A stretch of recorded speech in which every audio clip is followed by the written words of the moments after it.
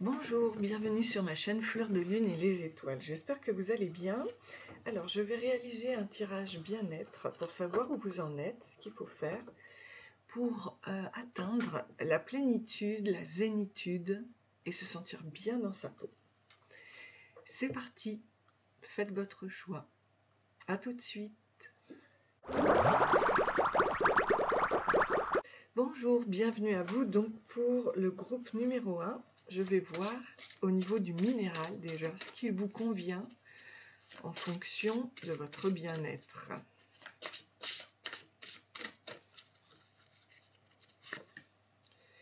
Alors, c'est donc la labradorite. La labradorite, c'est en fait la pierre des guérisseurs. Alors, je vais vous dire son message.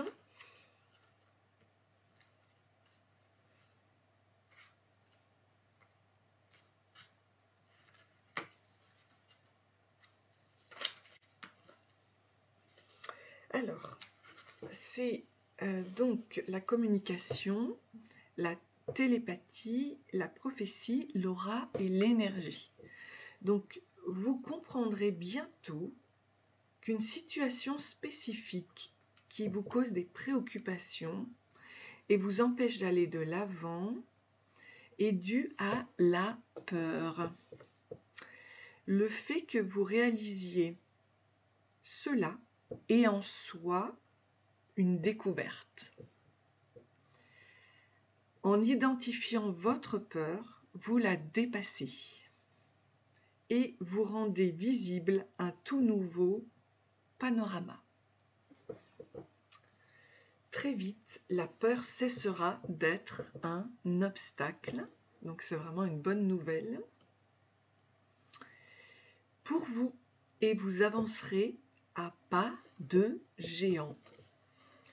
Quand vous commencerez à atteindre vos buts, vous vous rendrez compte que vous pouvez entrer en communication avec les autres de manière télépathique. Et que cette forme de communication peut influencer les événements de manière positive. Ok ? Donc en ayant un objectif clair, vous pouvez vous connecter et communiquer énergétiquement avec n'importe qui et n'importe quoi sur cette planète. Vous gagnerez une perspicacité incommensurable qui vous aidera à recentrer votre attention sur ce qui est le mieux pour vous et votre entourage. Ok. Alors, je vais demander maintenant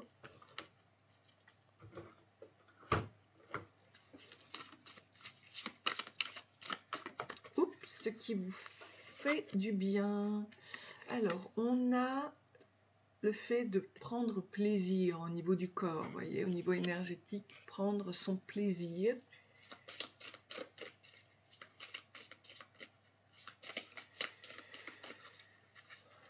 Il y a une notion de Kundalini là-dedans. Et le fait de lire aussi, ça vous fait du bien. Ok. Pour votre bien-être.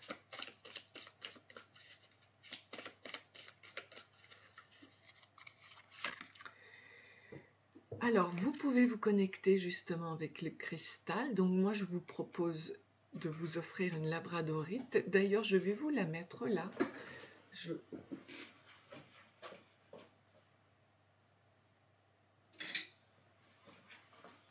Puisque c'est votre pierre, je vous la mets là, la labradorite.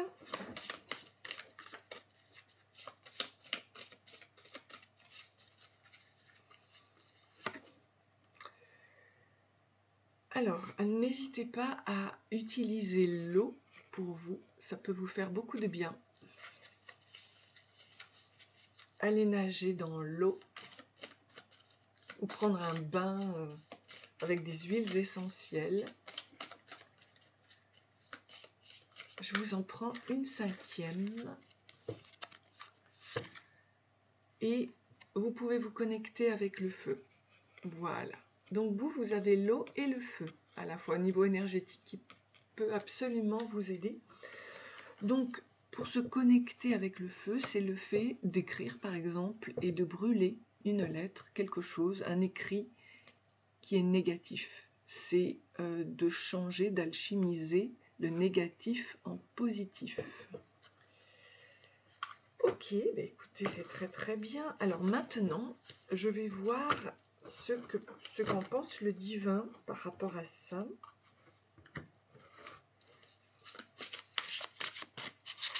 Quel est le message divin de votre bien-être? L'autonomie. L'autonomie ultime, Satan, en se remettant à Dieu, cela ne signifie pas se terrer dans une caverne en clamant « je n'ai besoin de personne », c'est plutôt se dire « Dieu est ma source et je suis prêt à recevoir toute l'aide, tout l'amour et tout le soutien qui viennent à moi ». Vous pouvez le répéter 3 fois. Dieu est ma source. Je suis prêt à recevoir toute l'aide, tout l'amour et tout le soutien qui viennent à moi. Dieu est ma source. Et je suis prêt à recevoir toute l'aide, tout l'amour et tout le soutien qui viennent à moi. Parfait.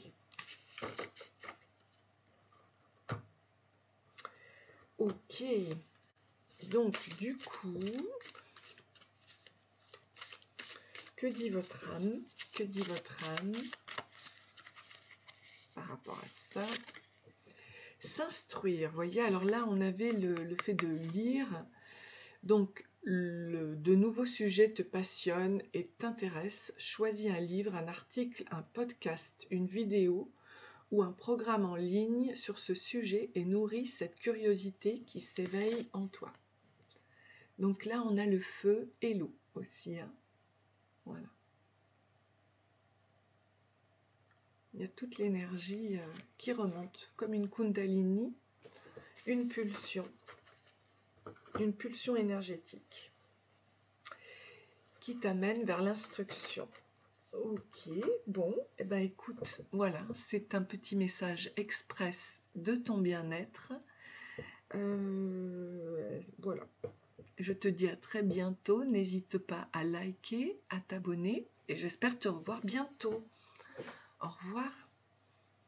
Alors, je vais sortir pour le groupe numéro 1 un message avec la huppe faciée, Upupa et Pops. Donc là, on a Saturne et on a le Soleil.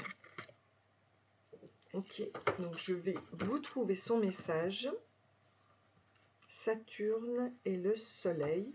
Donc, si ce n'était sa taille, la huppe faciée en vol pourrait être aisément confondue avec un grand papillon. C'est un oiseau fée, selon les mots de Jacques Brosse, un farfadet ailé, pour le poète Eugenio Montal. La huppe est pourvue d'un long bec fin et arqué, et surtout de sa fameuse crête. Déployée, cette huppe coiffe l'oiseau d'une couronne orangée dont les frémissements traduisent la moindre émotion, crainte, alerte, excitation ou joie. Alors, qu'est-ce qu'elle vous apporte au niveau du social, professionnel? La lame peut faire émerger une frustration. Le milieu professionnel et où l'entourage amical tendent à enfermer le consultant dans des vêtements trop étroits. D'accord? Donc on peut se sentir tiraillé entre la sécurité matérielle que procure la position actuelle et des aspirations qui ont évolué, une recherche de sens et des exigences nouvelles à fleur.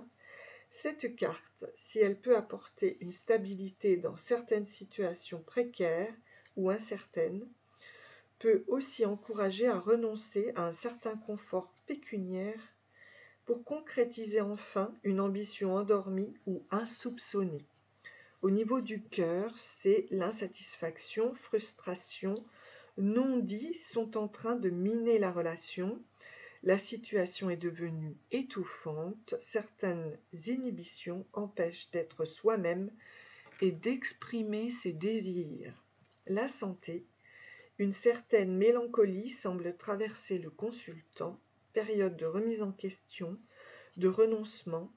Celui-ci ne reflète pas un refus de vivre, mais incarne au contraire un élan vital. Il trace un chemin d'introspection, celui du Simor, en quête du secret de l'être. Voilà. Bonjour, bienvenue donc pour le groupe numéro 2. J'espère que vous allez bien. Alors je vais voir quel est ton petit message express concernant ton bien-être. Donc je vais voir au niveau minéral, quelle est la pierre qui te convient.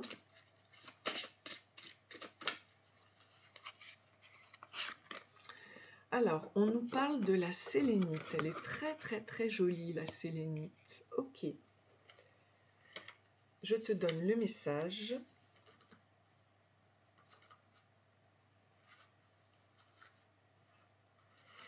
C'est la télépathie, connexion de l'âme, la paix et la tranquillité. Donc, vous avez la capacité de vous connecter aux autres de façon énergétique depuis votre âme et de les inonder d'amour. Formidable, hein? Et de guérison. Donc, c'est la communication télépathique au plus haut degré. À travers la lumière confuse de l'amour, il est possible d'envoyer et aussi de recevoir de l'information, puisque l'information est pensée et envoyée avec amour. Rappelez-vous qu'en ce qui concerne l'âme, le temps et l'espace n'existent pas réellement, car tout est interconnecté et en fin de compte, le tout ne forme qu'une seule unité. Vous pouvez trouver la paix et la tranquillité que vous recherchez en vous connectant à cette unité. Entrez en vous et de cette manière, vous comprendrez que tout est éternel, rien ne se perd jamais. Tout est éternellement présent. Ok. C'est parti, je vais voir. Alors, vous, ce qui compte, c'est de créer au niveau de l'art. Ok. Créez donc, hein. Peignez, faites ce qui vous plaît. Vous avez beaucoup d'intuition. Donc, on a vu que avec la sélénite, vous pouvez vous connecter à votre âme. Hein. Donc, c'est une pierre qui peut vous faire du bien.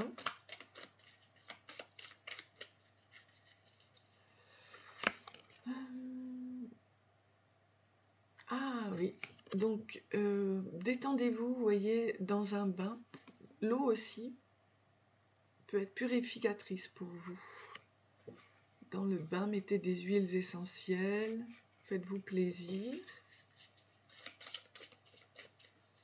Purifiez-vous, détendez-vous. Take a walk. Ok, allez marcher aussi dans la nature. Ça peut vous faire du bien et vous enlever les mauvaises idées. Vous voyez, ça vous fait toujours travailler la partie d'ombre en vous. D'accord? Donc ça vous fait du bien. Et une autre, l'aromathérapie, voilà, peut vous faire beaucoup de bien. Les plantes, les huiles essentielles. Pour vous purifier toujours, hein, enlever. Ou alors plutôt accepter l'ombre, mais la transformer en lumière. Voilà.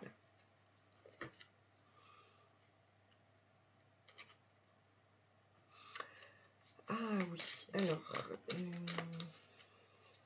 je vais voir quel est le message pour vous de l'univers. Labeur. Je suis désormais libre de recevoir tous ceux qui peuvent bénéficier de mon labeur.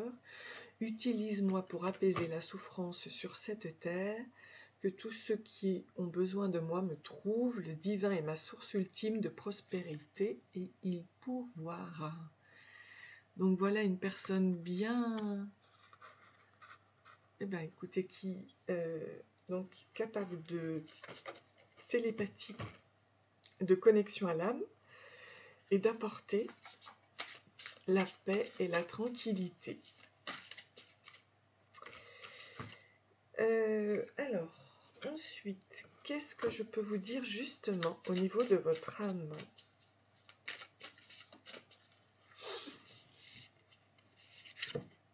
Soufflez.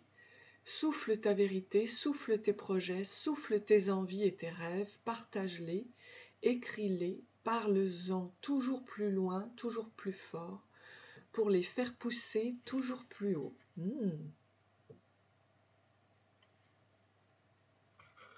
Ok, c'est très beau, hein? Très bien, donc maintenant, je vais demander à l'oiseau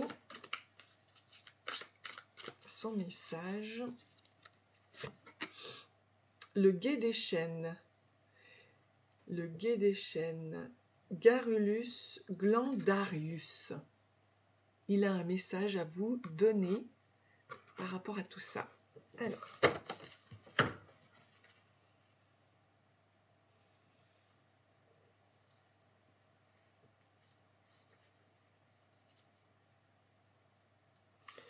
Alors, le temps de le trouver, Gladurius.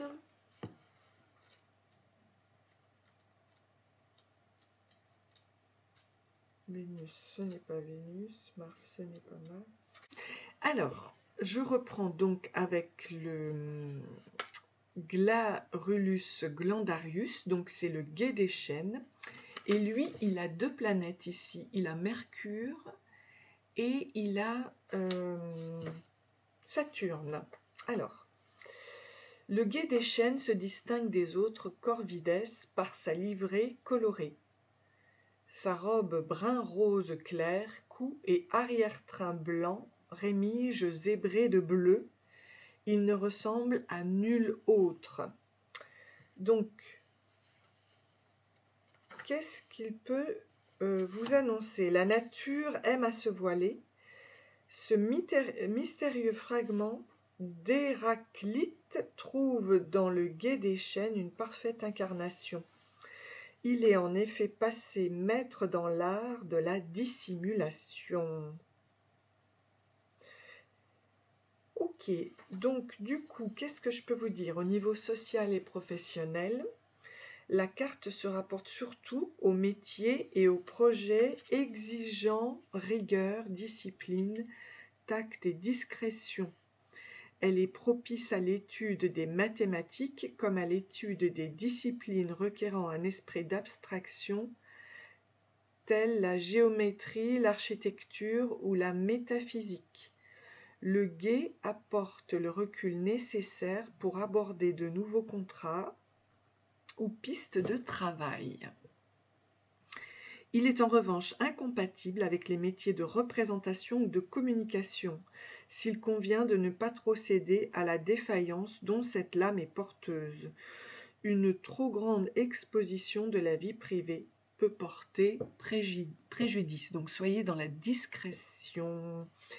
En ce qui concerne le cœur, si le consultant est en couple, une relation fusionnelle n'est pas inconciliable avec le respect de l'intimité, l'instauration de lieux sanctuaires au sein desquels se ressourcer. Gare à une curiosité immodérée envers les petits secrets du partenaire, comme au partage sans frein des siens propres. La santé, le guet peut exprimer des tendances obsessionnelles. Il peut aussi révéler un besoin intense de s'aménager un refuge inviolable pour panser ses blessures, une nécessité de redéfinir les limites vitales de son territoire. Voilà, bon ben écoutez, j'espère de tout cœur que ce tirage vous a plu. Je vous embrasse, n'hésitez pas à liker et à vous abonner pour de nouvelles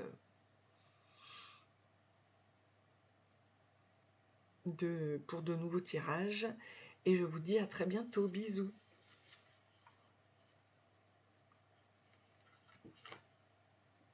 Oui, j'allais dire pour de nouvelles perspectives, voilà. Allez, bisous, à bientôt. Bonjour. Bonjour, bienvenue à vous. Donc pour le groupe numéro 3, je vais voir quel est votre message concernant votre bien-être et on va parler de l'œil de tigre au niveau minéral. L'œil de tigre que je vais mettre d'ailleurs sur la table.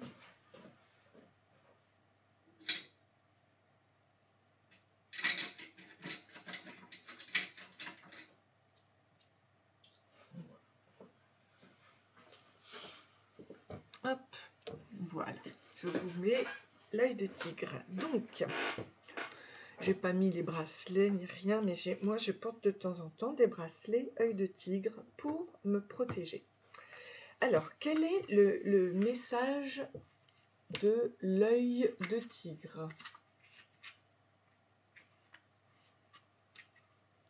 Donc, il nous parle de calme, de clarté, d'émotions équilibrées, de communication et d'intuition. Si vous avez été rongé par les pensées négatives, ces derniers temps, alors le cristal œil de tigre vous aidera à vous débarrasser des pensées indésirables et vous aidera également à retrouver une attitude positive et plus inspirante. Très vite, vous commencerez à voir les choses plus clairement et vous vous rendrez compte qu'il n'y avait vraiment rien à craindre en réalité. Calmez vos pensées et commencez à écouter votre instinct. Sachez que tout va bien et que vous êtes complètement entouré d'amour. Cette carte a aussi un lien avec la communication. Vous pouvez éviter un désarroi et des problèmes inutiles en ayant une communication directe avec les autres. N'ayez pas peur d'exprimer vos opinions avec honnêteté et assurez-vous qu'il n'y a pas de malentendu. En agissant ainsi, vous gagnerez le respect et l'admiration des autres. Ok, alors je vais sortir maintenant les cartes.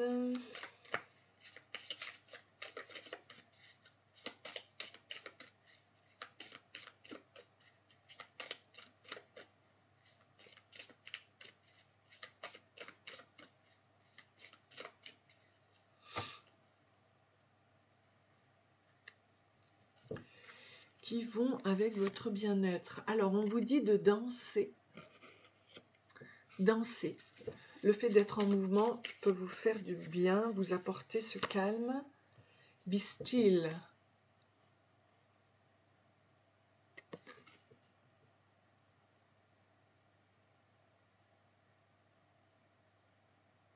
Ouais, soyez centré,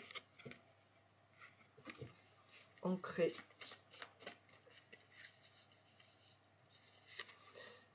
Drink tea, donc buvez du thé pour nettoyer vos énergies. Vous pouvez tenir un journal, ça va vous faire du bien. Hop, et celle-ci est tombée. Et vous connecter avec la nature, le monde, la terre. Ok, donc c'est très bien. Voilà, ça ce sont les conseils. Je vais voir quel est le conseil de l'univers pour vous.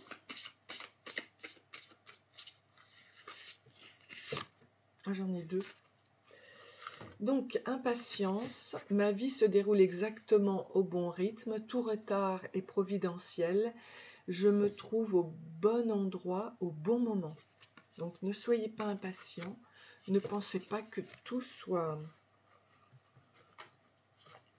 Enfin, ne pensez pas être en retard, il n'y a pas de retard. Donc, indépendance, plus on apprend à se nourrir soi-même et à s'occuper de son enfant intérieur, plus on développe son indépendance. Seigneur, aide-moi à nourrir et à aimer cet enfant intérieur. Très bien, donc nourrissez votre enfant intérieur. Ok, alors que vous dit votre âme ?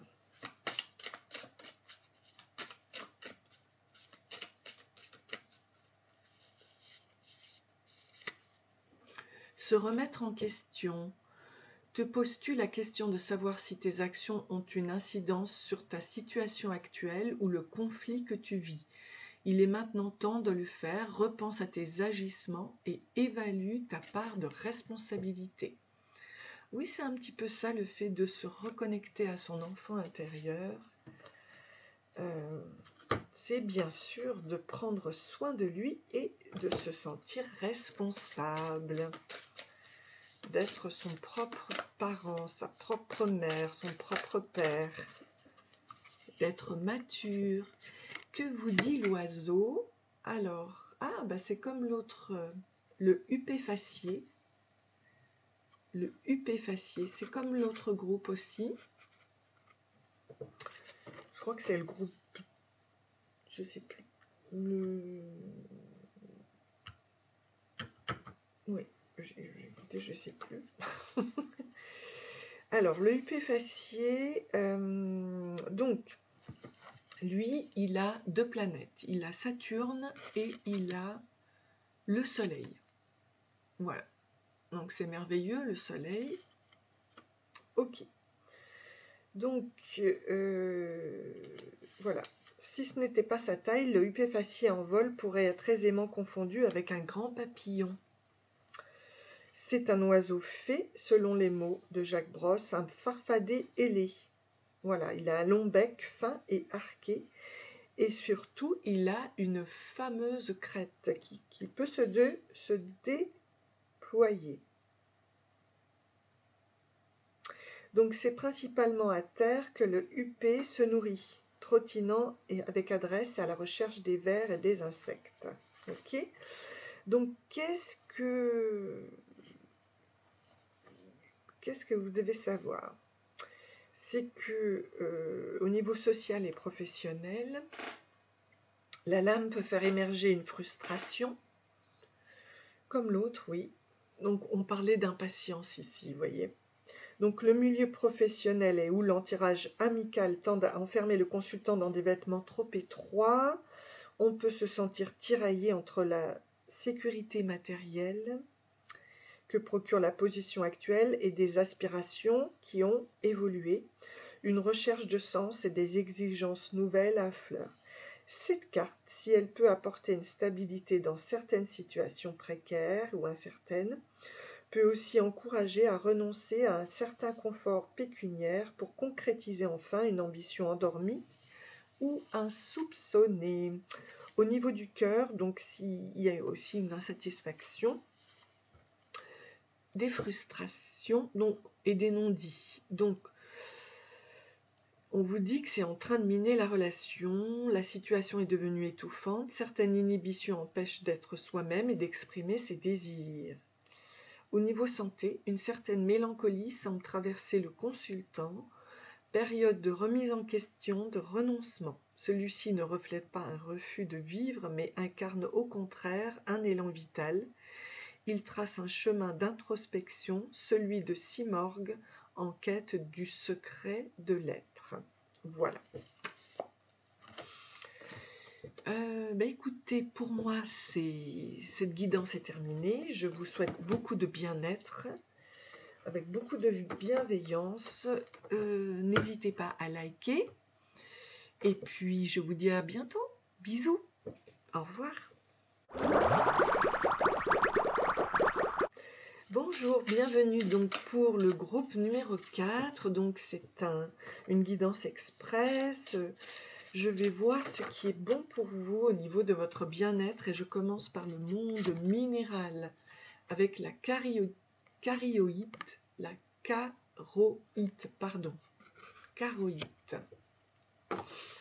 Alors, qu'est-ce qu'elle vient vous dire, la charoïte? Alors, c'est l'acceptation, la générosité, la clarté, la vision intérieure. Ok. Donc, le cristal charoïte possède un degré de spiritualité très élevé. Et oui, elle a la couleur donc du chakra couronne, qui aide à s'élever à une plus grande sagesse. Vous êtes à un moment de votre vie où l'on vous demande d'accepter les circonstances actuelles et de comprendre votre but. toute volonté s'éclaire dans la méditation.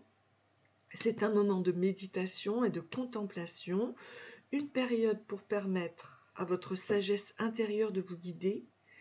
Vous réaliserez que vous n'avez aucunement besoin de changer et que les choses sont telles qu'elles devraient être. Donc ayez confiance, même si le cours des événements vous semble confus ces derniers temps, il existe un ordre divin dans la folie. C'est seulement au travers de l'amour et de l'acceptation que vous pourrez voir l'ordre divin.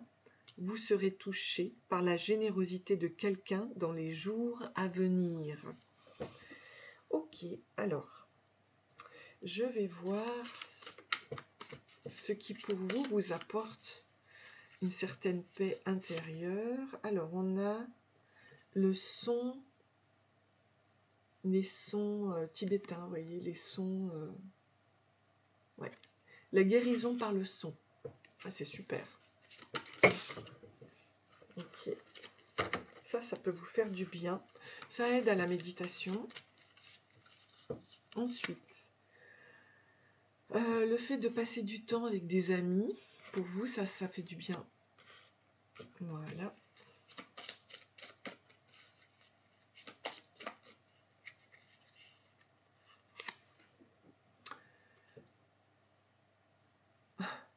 Donc, il faut vous connecter avec votre utérus. C'est particulier, mais bon. C'est le chakra racine, en fait. Hein. Ok.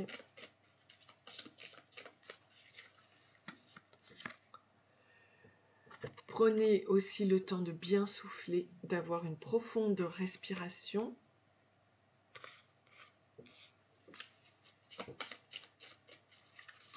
Et faites des affirmations positives. Au niveau du corps, ça peut vous faire beaucoup de bien. Voilà. Donc ça, ce sont des actions, vous voyez, qui peuvent vous ancrer dans cette acceptation, cette générosité, cette clarté et cette vision intérieure. Alors, j'ai deux cartes qui sont sorties. Donc, ce que vous devez faire au niveau de l'âme, c'est prioriser. Tout se bouscule, tout s'entremêle, tout s'accumule. Donc, prends le temps de lister toutes ces choses qui te préoccupent, attribue-leur une note de priorité, libère ton esprit en t'occupant d'une tâche après l'autre. Donc, il faut prioriser, oui. Et la deuxième, c'est semer sa graine. Tu es tellement en phase de semence, tu as peut-être l'impression que tout tourne au ralenti. N'aie crainte, tout se met simplement en place, continue ta lancée et rappelle-toi tes intentions. Ok. Que vous dit le divin justement par rapport à ça?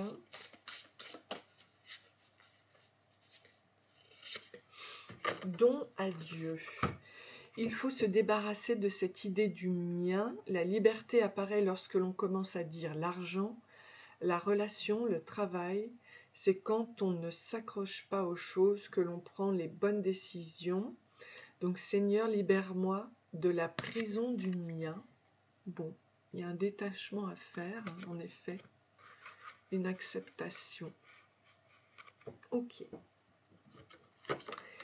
Et maintenant, le message de l'oiseau.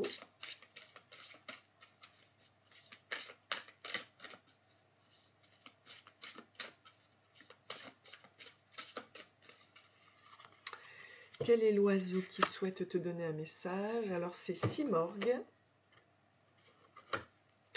C'est un oiseau arc-en-ciel. Simorgue. Où vais-je le trouver, Simorgue? Puisqu'il ne fait pas partie de la planète.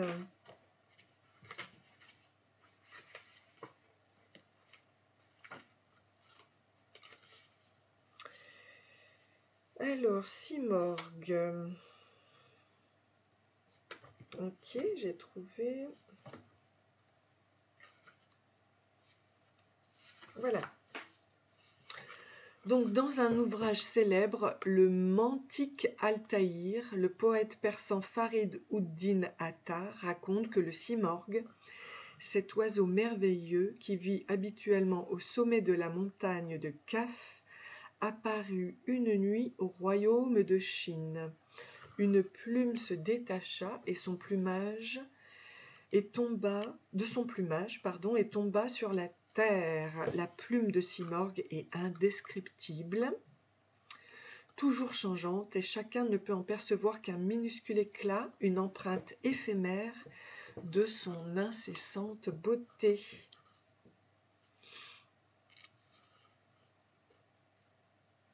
Ok.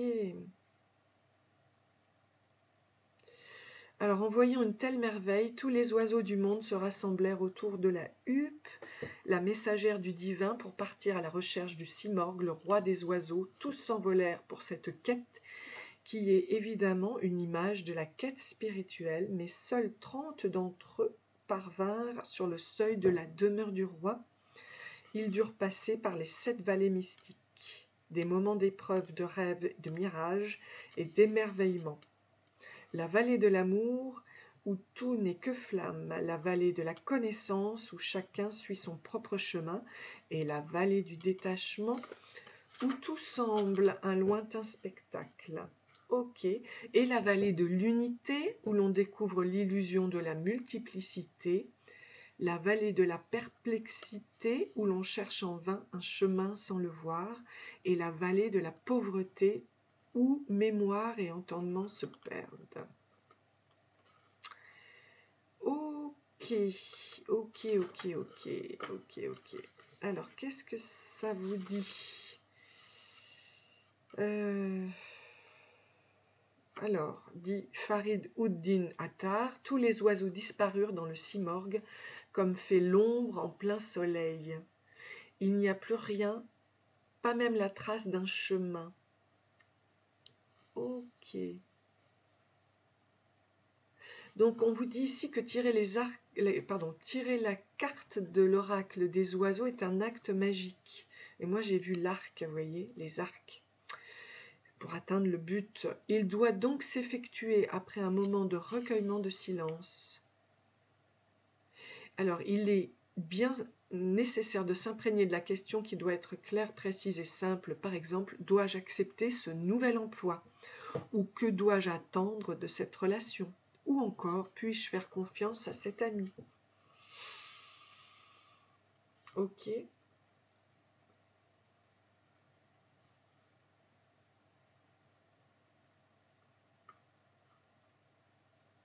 Ok.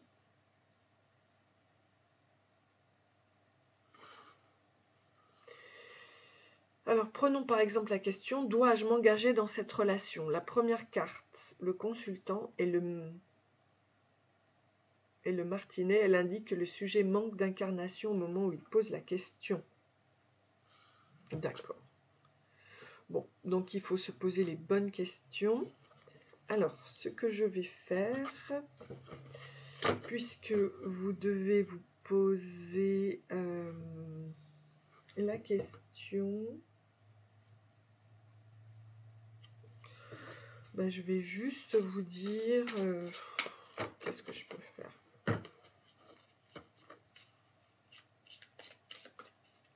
Bon, je peux pas faire plus. Ok.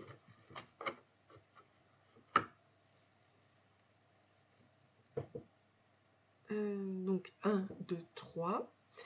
Alors voilà, donc le tirage a été réalisé. Donc je vous souhaite beaucoup d'amour, beaucoup de joie dans votre vie. N'hésitez pas à liker et à vous abonner et j'aurai le plaisir de vous revoir prochainement. Je vous remercie beaucoup. À très bientôt. Bisous.